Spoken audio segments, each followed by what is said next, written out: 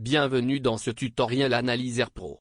Dans ce tutoriel, nous traitons le masque de données principal ou les données de temps de parcours. Vous pouvez ouvrir le masque de données principal pour chaque véhicule dans cette barre supérieure centrale. Le masque de données principal est la cheville ouvrière de l'ensemble du programme. Tous les calculs, qu'il s'agisse de modules, d'analyse de collision, etc., se retrouvent dans ce masque de données principal. Seules les données saisies dans le masque de données principal sont affichées dans la fenêtre cinématique. Il est important de noter que par défaut, vous êtes toujours dans la fenêtre cinématique de l'analyseur.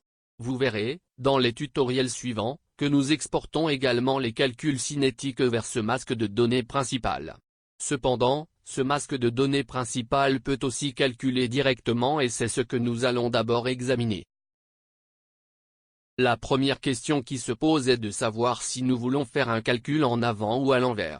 Cela n'a rien à voir avec le sens de la marche, mais qu'il s'agisse d'une valeur initiale ou d'un problème de valeur finale.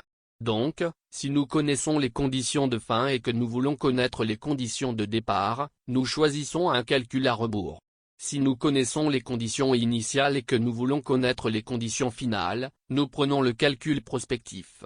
Habituellement, vous connaissez la position de fin de course en cas d'accident, de sorte que le réglage par défaut est le calcul à l'envers, qui sera utilisé la plupart du temps.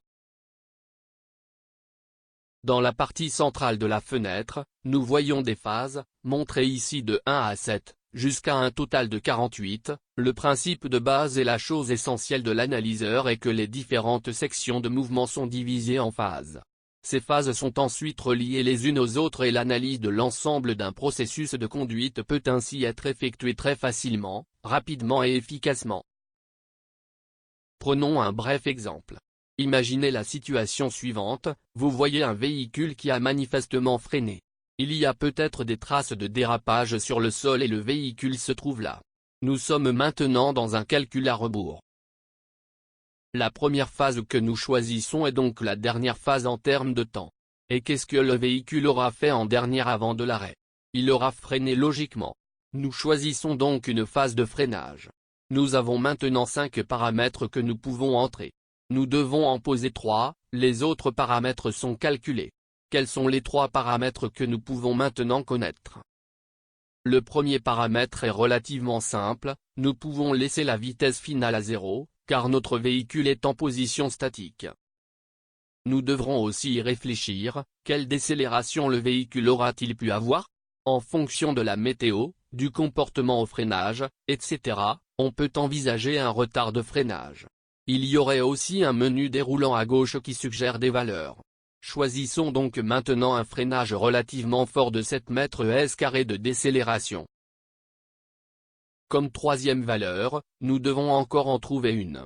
Nous ne connaîtrons ni le temps ni la vitesse initiale, mais dans certaines circonstances, nous pouvons mesurer, par exemple, une distance de freinage due aux traces. Supposons ici que nous avons des marques de dérapage de 5 mètres et indiquons celles-ci. Si l'on clique maintenant sur Calculer, on voit que les 2 autres paramètres ont été calculés. On voit donc qu'un temps de 1,2 secondes était nécessaire pour ce freinage et que la vitesse initiale avant ce freinage était d'environ 30 km/h. Quelle est donc la prochaine étape avant que le véhicule ne soit complètement freiné en écrasant à fond la pédale de frein? Il s'agit de la phase dite de accroissement, c'est-à-dire le temps nécessaire au véhicule pour appliquer la totalité de la force de freinage. Si nous sélectionnons cette phase, la décélération du frein de la phase précédente est automatiquement adoptée, puisque les freins gonflent à cette valeur. Par défaut, le temps de 0,2 secondes est également saisi, que vous pouvez bien sûr modifier. Toutefois, comme nous l'avons déjà entendu, nous avons besoin de 3 paramètres par colonne. Quel est donc notre troisième paramètre? Logiquement, la vitesse finale de la phase 2 doit être la même que la vitesse initiale de la phase 1, puisque les phases sont reliées entre elles. C'est un principe de base essentiel qui doit être compris. Mais vous n'avez pas besoin de taper 30,12, vous pouvez simplement appuyer sur Calculer, car le programme suppose que ces vitesses doivent de toute façon être identiques. En cliquant sur Calculer, nous pouvons à nouveau voir que les paramètres correspondants ont été calculés et nous pouvons déjà voir que nous étions un peu plus rapides au début de notre processus de freinage. Avant qu'un véhicule freine, le conducteur doit généralement réagir. Nous pouvons sélectionner une phase de réaction pour cela. Si nous supposons que notre conducteur n'a pas encore freiné pendant la phase de réaction, alors nous avons à nouveau nos trois paramètres ensemble très rapidement. La vitesse finale est à nouveau égale à la vitesse initiale de la phase précédente.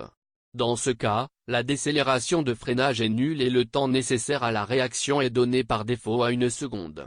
Cela devrait être traité en fonction de la situation et ne devrait être considéré que comme une proposition. Supposons maintenant simplement un temps de réaction de 0,8 secondes. Avant de pouvoir réagir, le conducteur doit reconnaître le danger. Choisissons donc une phase de détection, que nous spécifions comme 0,4 secondes.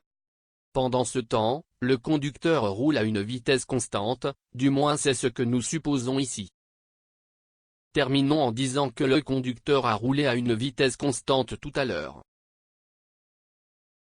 Après avoir cliqué sur Calculer, nous voyons les résultats intermédiaires respectifs dans nos colonnes, nous voyons la distance totale parcourue, la vitesse tenue au début et la durée de l'ensemble du processus de conduite.